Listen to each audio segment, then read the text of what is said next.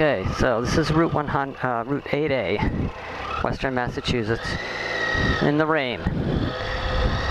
Before we go anywhere, I want everybody to note that the camera is mounted on my left handlebar, so if you think I'm getting close to the inside line, I'm not. So, in the oncoming lane. So, as I approach this turn, it's uphill, so I'm going to go ahead and just decelerate. No need to brake. I can now start to turn and pick up the throttle, real gradual. Accelerate up to the next turn, decelerate, turn in, and then get on the gas. Now, there's a nice, fine amount of traction on this. This road is fairly newly paved. It's pretty steady, you know, there's not a whole lot of variation in the pavement and the traction. So, just need to be smooth. There is about 70 to 80% of the traction as there is in the dry. So as long as I'm smooth, don't do anything abrupt, which is the way you should ride anyhow, then things are good. Okay, so big, long, sweeping corner, uphill. I just maintain my speed.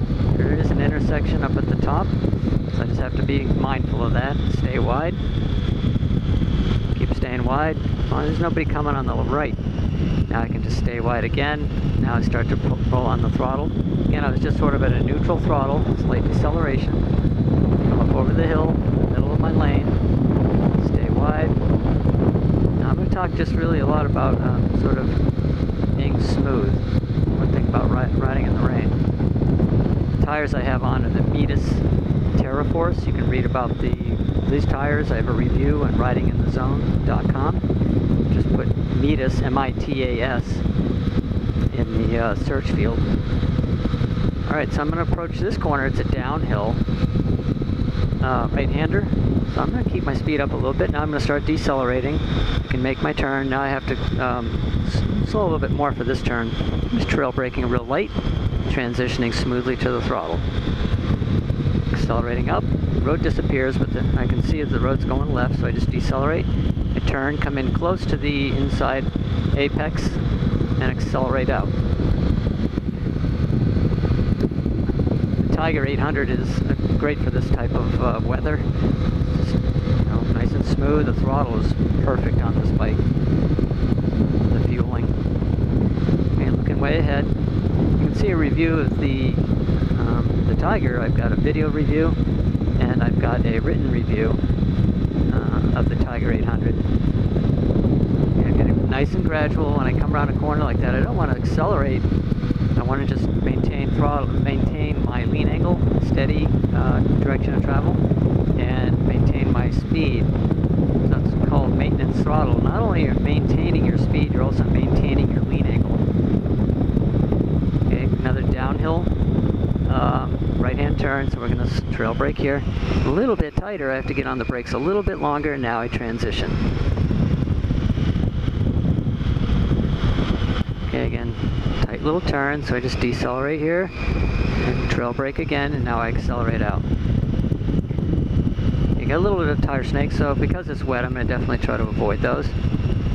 Now I'm going to start rolling on the throttle. I got 2 consecutive lefts, so I'm only going to be in sort of neutral throttle through here. Slightly positive. Now I'm going to get on positive, more positive throttle.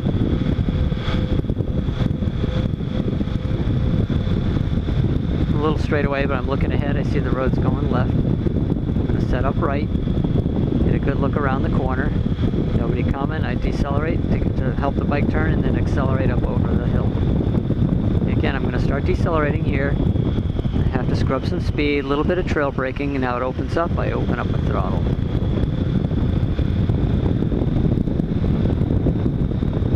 Always watching for cars coming out of the side roads and driveways.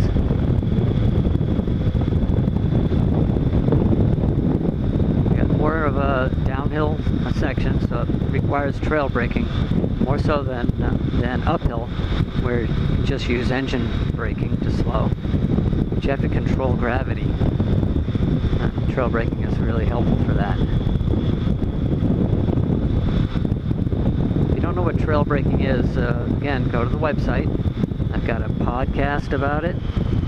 I've got a article about it. Here's some deep trail braking, right? So this is going to be really steep and really tight. Now I'm going to release the brakes. I'm going to accelerate a little bit and get right back on the brakes. And while I'm braking, I'm countersteering. And countersteering, what's that? Well, also go to the website. I've got articles on it, and I think even a podcast about countersteering. So here I'm going to stay wide. I'm slowing right down because it's a very tight turn, very hidden. Big trucks come around the corner, and I don't want to be anywhere near them. Okay, so this is a nice sweepy part of the corner of the road, so I can just accelerate through here. You can see the road is just sort of bends through, so I can keep the speed up. Again, crossing over, set up wide to get a good look around the corner, to straighten the corner. Now for this turn I have to decelerate a little bit and brake, accelerate out, and brake again. Now start accelerating nice and smooth, go from the right side of the lane to the left, and then I'm going to start working my way back to the right side of the lane. A little bit of braking, not much, I'm not going that fast that I need a whole lot of brakes. Decelerate to help the bike turn, on the gas. A little deceleration again to help the bike turn. The bike will turn easier when the front tire is loaded lightly from deceleration. And that's another benefit of trail braking. Just get a little load on the front tire and the bike actually turns in easier. The road's a little bit bumpy here, but then it gets smooth in a second. Okay, stay wide, again a tighter turn, so I'm going to now roll on the throttle. Stay away from the car, get on the gas.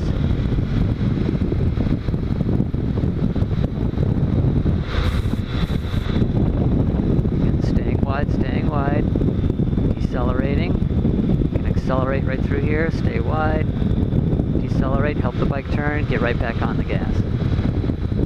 So when I decelerate, oftentimes I'm not fully shutting the throttle off, just feathering it off. I'm just getting, getting that tiny bit of load on the front tire.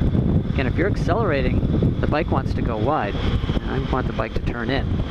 So that little bit of deceleration in conjunction with the countersteer really allows the bike to turn in nice and easy. I'm just sweeping across, setting myself up for every corner, outside, inside, outside. Delayed apexes, like right here. The exit at one turn is the entrance to another. Looking up above the road so I can see what's next. The trees are helping me do that. Okay, and now this pavement changes, so I'm going to slow down a little bit more. The road goes tight to the left. Got some cars ahead of me. And I roll out of the throttle, out of the corner with the throttle. So I'm going to chill out. I don't want to catch the cars. There's no passing opportunities, so on the gas. Again, decelerate slightly for this turn. Again, you don't have to slow for these corners as far as like speed goes, but it's more for control.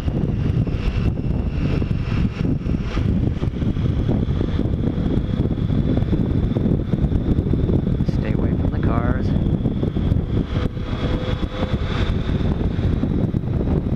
Accelerate pretty good here. These cars ahead are going pretty fast, so I don't have to really change my speed much. This car here is settling out. There's way more traffic here than there usually is. Okay, slow, just with some deceleration. Careful through here. I don't know if there's an animal, a dog, or what, a tractor. Start picking up the throttle again, very lightly.